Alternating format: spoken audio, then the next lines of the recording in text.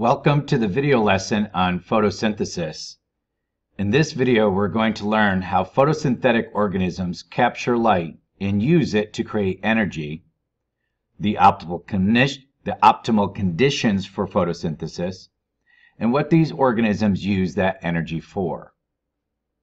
Let's start by reviewing that photosynthetic organisms are what are called autotrophs. They're called autotrophs because they can make their own food. Plants are the main group of autotrophs that we often think of when we think of autotrophs. However, there are some bacteria that are autotrophs, like those near hot water vents at the bottom of the ocean. Plants and other photosynthetic organisms trap light using photosynthetic pigments. In order to understand how they do this, we first need to understand how the sun and the types of energy released by the sun that come to us in the form of what is known the electromagnetic spectrum. Sunlight comes to us in all wavelengths of the electromagnetic spectrum, including radio, microwave, infrared, visible, ultraviolet, X-rays, and gamma rays.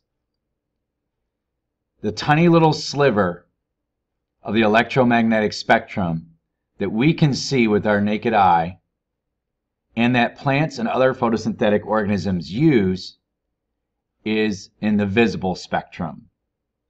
And you can see what's happened in this diagram is the visible spectrum has been drawn out here to be a little bit wider than this tiny little sliver of the electromagnetic spectrum itself. You may be familiar with the acronym ROY-G-BIV, red, orange, yellow, green, blue, violet. This is an easy way to remember the order of the colors of the visible spectrum from the longest wavelength color to the shortest wavelength color, red being the longest and violet being the shortest. Now that you've had that neat little physics lesson there, we take a look at a couple pigment graphs that show us the wavelengths of visible light that are absorbed by the pigments in photosynthetic organisms. On the y-axis we have the amount of light absorbed, and on the x-axis we have the colors themselves: red, orange, yellow, green, blue, and violet.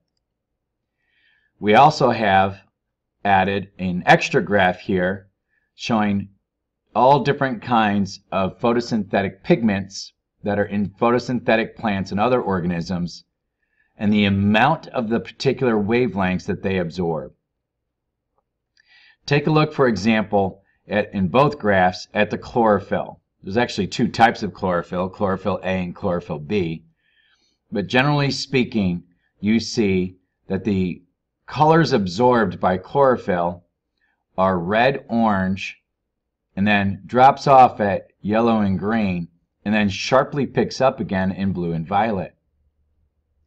This is the reason that plants are green, is because they absorb red and orange and blue and violet colors. They do not absorb yellow and green colors, therefore they reflect yellow and green colors, and that's why we see plants as green. This is also appropriately shown here in this graph also, that's color-coded with the various pigments, and each pigment given its own line color. So that explains why we see plants and other photosynthetic organisms as green, is because the light they absorb is in the red and orange, blue and violet spectrum, while the yellow and green they do not absorb and is therefore reflected.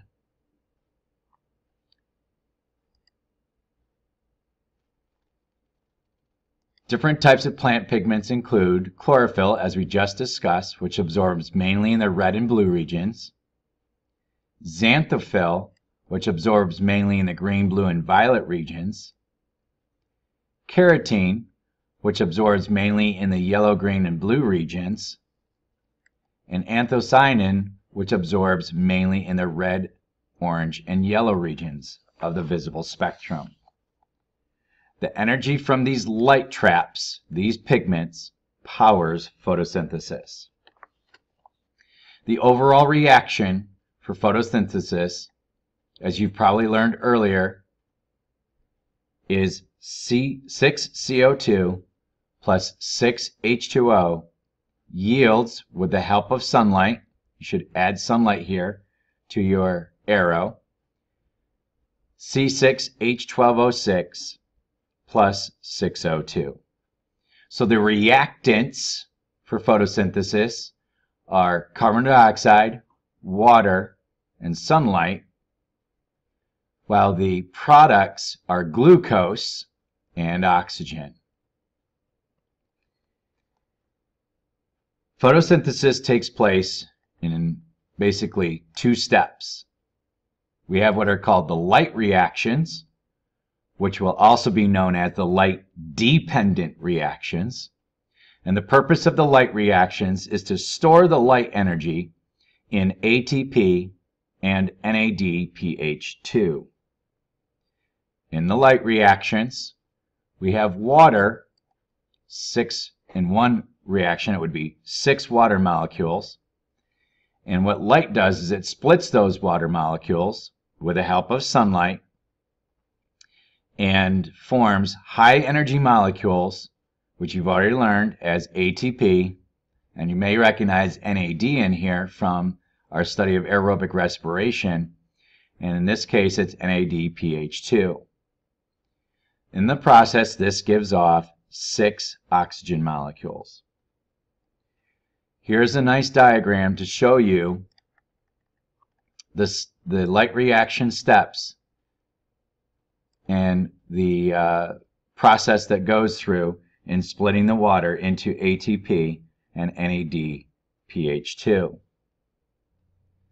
And the next step, this is called the Kelvin cycle. The Kelvin cycle is also known as the light independent step, or the light independent stage. The purpose of the Kelvin cycle is to take that stored energy from ATP and NADPH2 and make glucose. In this step, we have 6 CO2 that are combined with the ATP and NADPH2 to produce glucose, C6H12O6. So the entire one step of an entire photosynthesis process creates one glucose molecule. This diagram does a nice job showing the process of the Kelvin cycle and the steps that are followed to convert carbon dioxide and the stored ATP and NADPH2 into one molecule of glucose.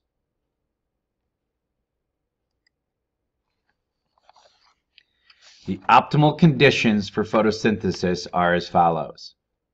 Ideally, we would want an environment, an ambient temperature of 35 degrees Celsius. This is considerably warmer than room temperature. You may know that room temperature is 20 degrees Celsius. So this is 15 degrees Celsius warmer than room temperature. We also would ideally desire 1/3 the intensity of full sunlight. Because of this, plants in sunny climates that get a higher amount of intensity of full sunlight than 1/3 tend to have small, hairy leaves and/or thick cuticles to compensate, to hold water into themselves and to perform photosynthesis at the optimal conditions that they can under in those climates. Glucose is used for several functions in the plants themselves.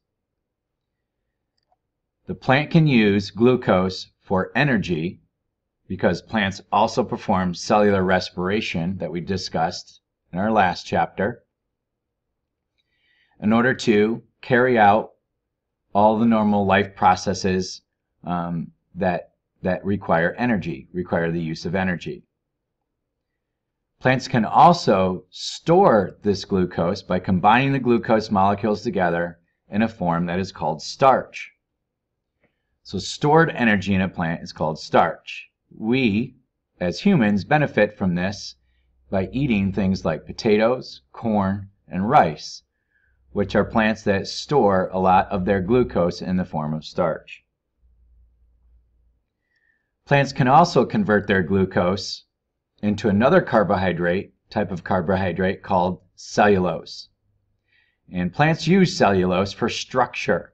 Cellulose is used in cell walls, and we would tend to see a high amount of cellulose in plant cells, in stems and leaves. We as humans tend to call this fiber, and we ingest this as well, and it's good for our diet. Plants can also use glucose, because it's a sugar, to attract pollinators. The sweet smell will attract pollinators such as bees, for example, and while they get the nectar, they pollinate the plant, which we'll cover more closely in our plant unit. The sweet smell also can attract animals to eat the fruit produced by certain plants, and by eating the fruit, the animals will disperse the seeds when they excrete the leftover amount in their feces. Now let's take a look at a neat video animation showing the process of photosynthesis.